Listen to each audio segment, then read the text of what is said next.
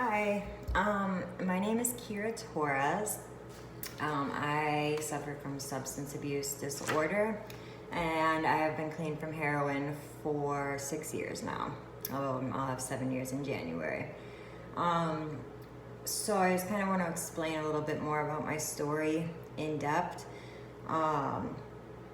because I went from heroin to methadone to kratom, which I want to kind of talk about all of those, especially with the methadone and the kratom. So just a little backstory. My mom put me in rehab when I was I think 16 for weed. And when I was in there, a bunch of girls were telling me about heroin and how much I would love it. And, I went in a pothead and I came out a junkie. From that day on, it was done for.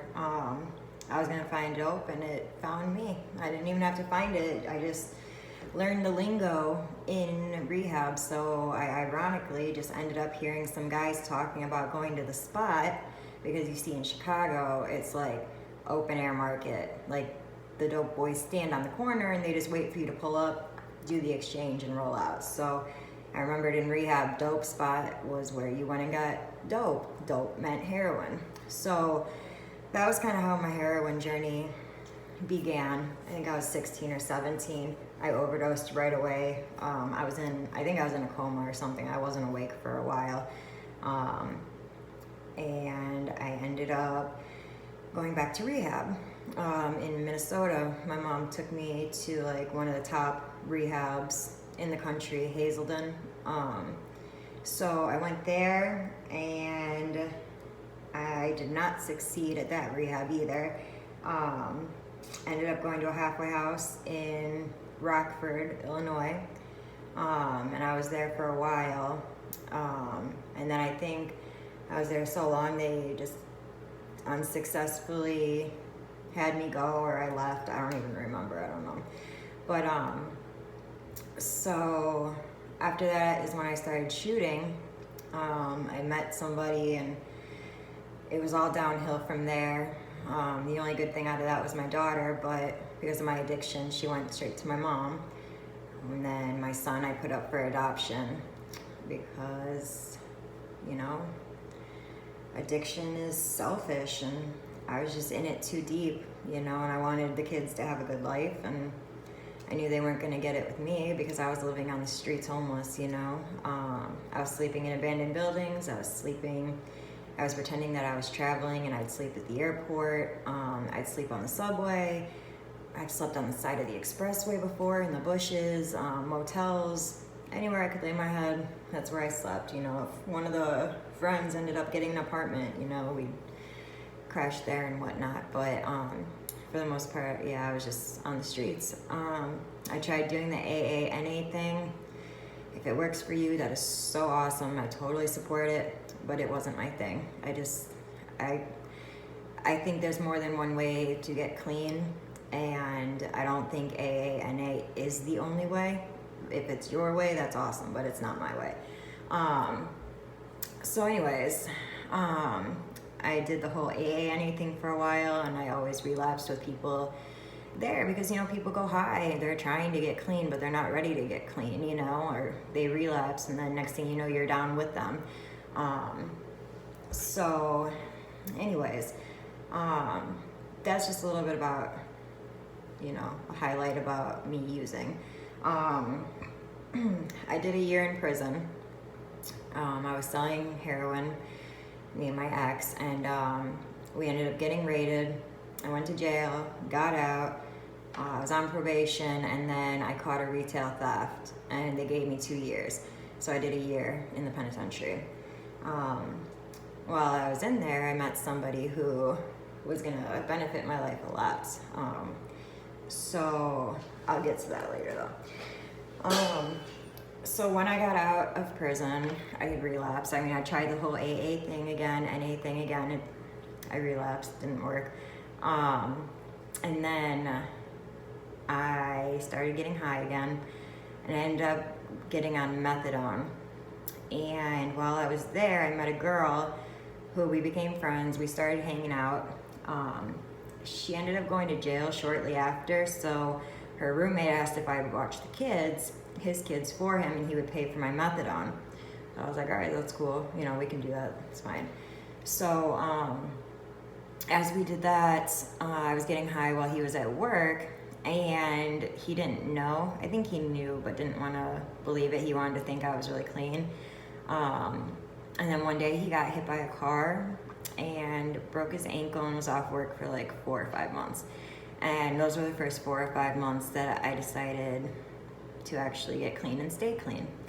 I didn't know if it was gonna be forever. I wasn't really ready to get clean, but I was happier than I had been in a long time, you know? So I decided I would just try it out for a bit. And that's what I did. I just took the kids to school, and I got my methadone every morning, and that was that. And I did that until I got pregnant with my daughter. I had her on methadone. I kept her, obviously, because I got clean. And then I stayed clean because I wasn't gonna lose another kid. I already lost 2 kids. I wasn't gonna do it again. I worked way too hard, you know, to keep her. So I was detoxing down on my methadone. I was on methadone for 3 years, and I was paying $50 a week to get my methadone out of pocket. That stuff's really expensive, especially for people that are, 1, just getting out of prison, 2, just getting out of rehab, you know, don't have IDs, don't have a car, you know, don't have a job. Like, they wonder why people go back to using. I mean, what do you expect? They make it so difficult to get an ID, to get a social security card. That's stuff none of us have when we get clean, you know? So it's a pain to get it all and to start getting things in order in your life. So luckily I had my husband who was paying for it. He wasn't my husband yet, but he became my husband. So I got pregnant. I was going down 5 milligrams a week for like a year. And then I got pregnant again with my son. When I got pregnant with him, I was down to 7 milligrams of methadone. So I decided to just stop the methadone. That way I didn't have another baby born on methadone. And I was so sick. That did not work at all. Like, I ran and took my dose because I was afraid I was gonna miscarry, because if you're taking opiates, methadone, Suboxone, your baby feels sick like 6 hours before you even feel sick. So the stress on the fetus can cause miscarriage, or if you're farther along, early labor. So since I already knew that I quick took my dose, I just figured, you know, my doctor's like, you're just gonna have to go up on your dose. Like, you're just gonna have to. So that's what I did. Went up. I had my son this time. He was born on methadone also. Got to keep him because, again, still clean. And then after that, I was complaining one day on Facebook just about how hard it was for me getting off methadone, how I couldn't stop, how I was gonna be stuck on it for life. And actually, let me step back. My first clinic, I had to switch clinics because my first clinic wouldn't let me detox. They would not let me go down on my dose. They wanted me there for life. They made me feel like a customer, not somebody that needed help, not somebody that, you know, is going through stuff, trying to make their own new life. No, they treated me like a customer. Where's my money? Every week, where's my money? Oh, you want to go down on your dose? I don't think that's a good idea. You should stay at your dose that you are now, every single week. So when I switched clinics is when I started detoxing.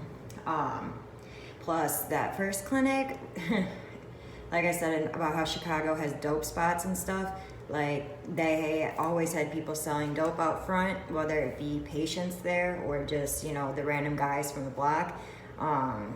They were either selling dope or Xanax or pills, anything. Like, there were always cops watching this clinic because there were so many people that were just hanging out and loitering and gangbanging and stuff right there. So that was part of the reason why I switched to another clinic. But anyways, from there, they let me detox, so I was, you know, slowly going down for like a year. And then after I had my son, I only went up to like 45 milligrams, I think. So then I just started going down again. And I think my son was probably 3 months old, and my girlfriend Miriam, who I was in prison with, she was like, she posted on my Facebook about kratom because I was complaining, you know, about how hard it is to kick. And I was like, okay, like I didn't even answer her. I didn't know what that was. I thought she was speaking a different language or something, you know? And she messaged me and she's like, hey, I'm gonna swing by. So she came by and she was showing me like what this tea is, because that's what it is. It's a tea, kratom tea, like a tea leaf, literally like chamomile tea, same thing, like nothing added to it. And that's the raw leaf that I'm talking about. There's difference between raw leaf and extract. I personally just use the raw leaf. That's kind of just what I like. So anyways, I saw that she wasn't sick, and I was like, you know what? This is my answer. I'm gonna do this. And I made detox video blogs, which was like the best thing I could have done. That way people could actually see, you know, like the benefits of kratom. So I ended up kicking the methadone. I stopped at 20 milligrams. Now remember, 7 milligrams, I couldn't stop. I was so sick. But here I am stopping at 20 milligrams with the help of kratom tea, okay? I didn't really feel anything. I just felt normal. Like it gives you like a good mood lift and stuff. I didn't have chronic pain yet at this point. That came along later, which I'll get to. But yeah, I didn't have any cravings to get high. You know, I would have, like when you kick methadone and stuff, heroin, Suboxone, you get very depressed. You don't realize how numb you are until you stop taking this stuff. But I wasn't really feeling that way. It would be like up and down, like yeah, I'd have my downs, but then it was like, okay, well, let me take some kratom, and then my mood was lifted, and I was just good to go, you know, like it just, I can't even explain it. It's just like magic, kind of, you know what I mean? So yeah, like that was just kind of the beginning. That was the next chapter to my life, you know? I made the detox videos, like I said. So I was able to help a lot of other people, because I believe that you can read as much as you want, and you can hear people say something, but it's one thing to hear, and it's another thing to actually see. Like if I wouldn't have seen my friend not sick, I probably wouldn't have believed her, you know? But to see it is just different. Like in my video blogs, like you can see I'm smiling, I'm up, I'm good. Normally with methadone withdrawal, you're in bed, you're shaking, you're so cold, you're drenched in sweat, so you have a puddle of sweat on the bed, like, you know, diarrhea and throwing up, and your bones and your body aches. I mean, it's just like, man, you got that flu, like times it by 100, like you don't even know. Some of you know, but you don't know how bad that is. Like, I don't even understand how it's legal. I really don't understand how methadone is even legal. I mean, it's great, like, to help people get off, like heroin and stuff, but I mean, is it really though? Because I know so many people that go from methadone back to heroin and then just kick the heroin because it's easier than kicking methadone. Like, isn't that so messed up? Anyways, so, I don't know, I was just tired of, you know, the clinics looking at me like a customer. I was tired of having to go and get my take homes. I was tired of having to just make my life go around my clinic. You know, I wanted to go on vacation. I had to have permission. I had to get paperwork. I had to get it signed. I had to have like my lockbox. I had to do all this stuff, and it's just so annoying, you know? So anyways, so I stopped taking the methadone, like I said, at 20 milligrams.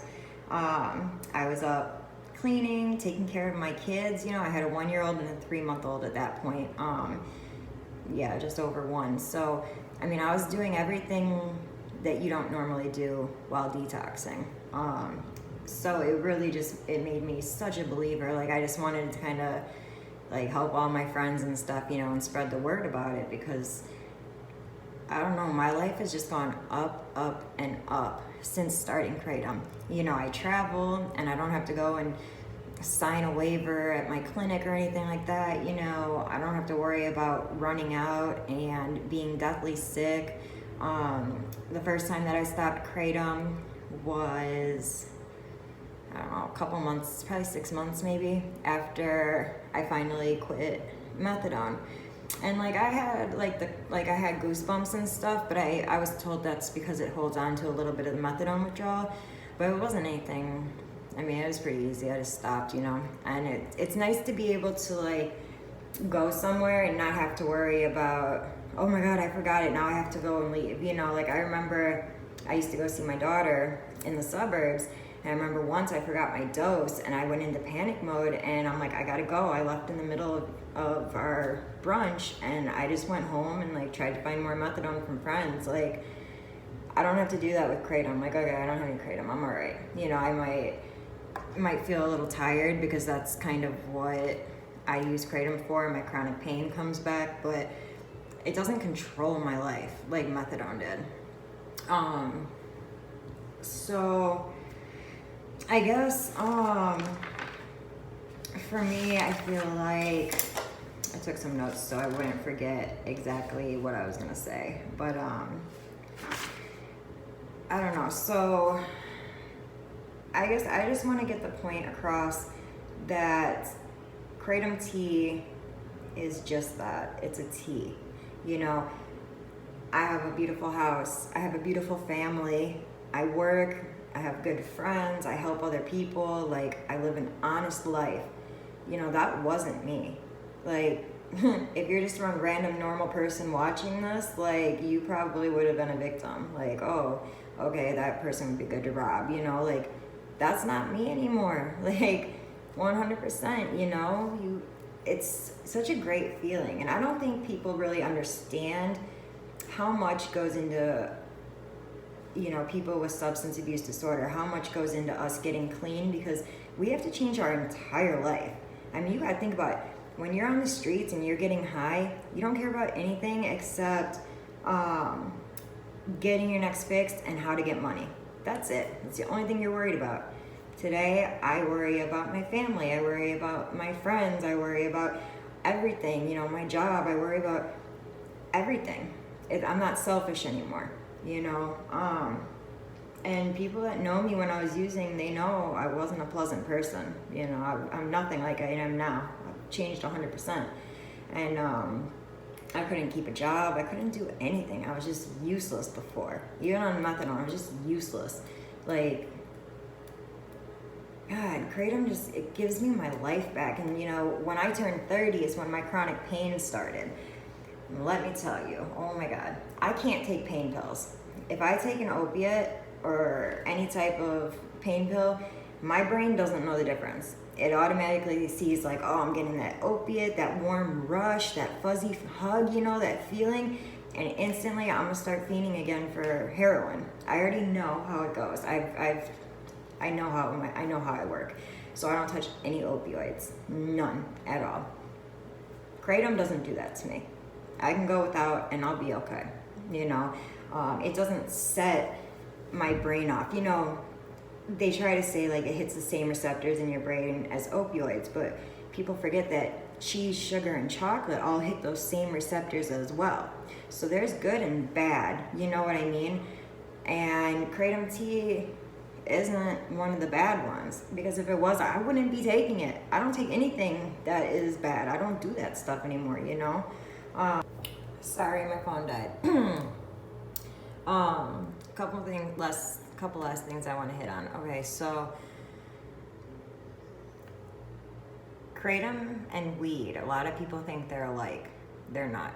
You don't get stoned or high off of kratom tea. You're not impaired, nothing like that. There's a big difference.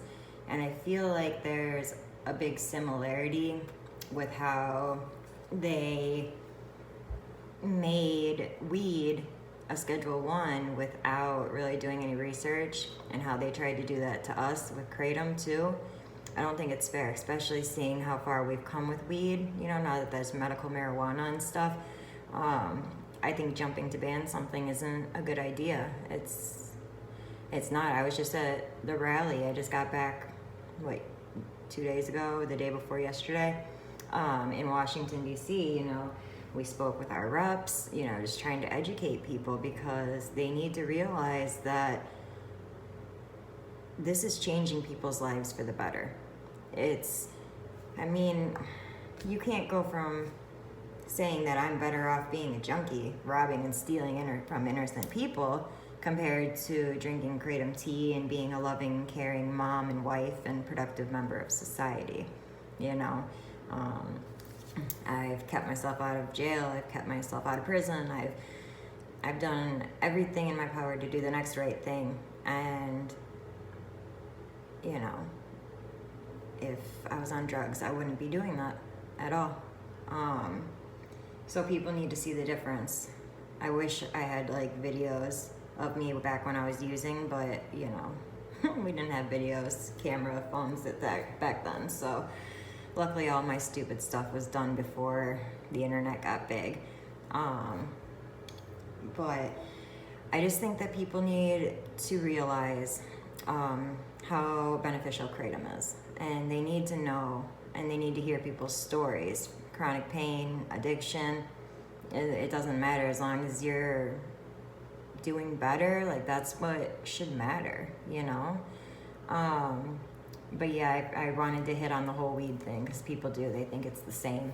Kind of like, you know, CBD doesn't get you high. It just kind of like helps with your pain and stuff like that. I would go more along those lines if I had to compare, but there's no psychoactive part of kratom to the point where you're high like drugs would do, you know. And I've done drugs and I've done kratom, so I think I would know, right? And let's see, what was the other thing I was just gonna say, and of course I just forgot.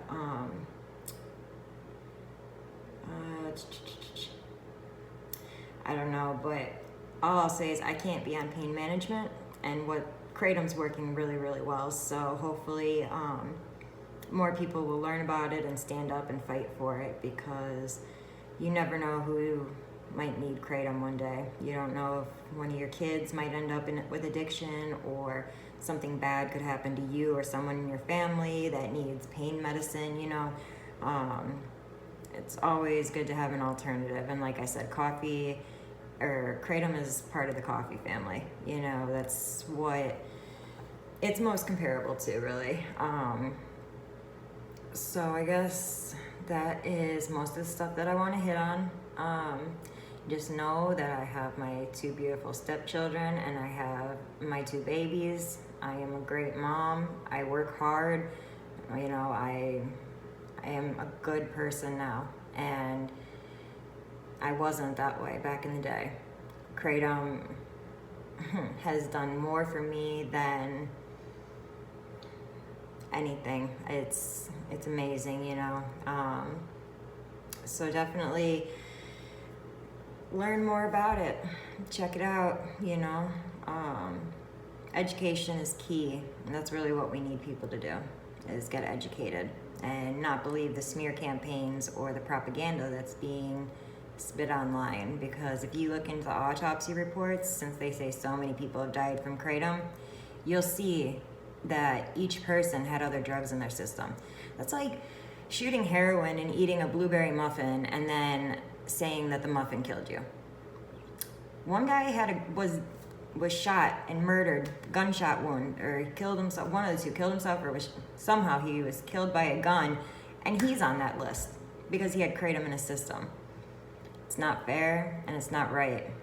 So I'm just asking everyone to educate themselves and check out like real studies on it, not just Google, because Google is a hot mess right now with kratom. I'll tell you that much. So that's my story.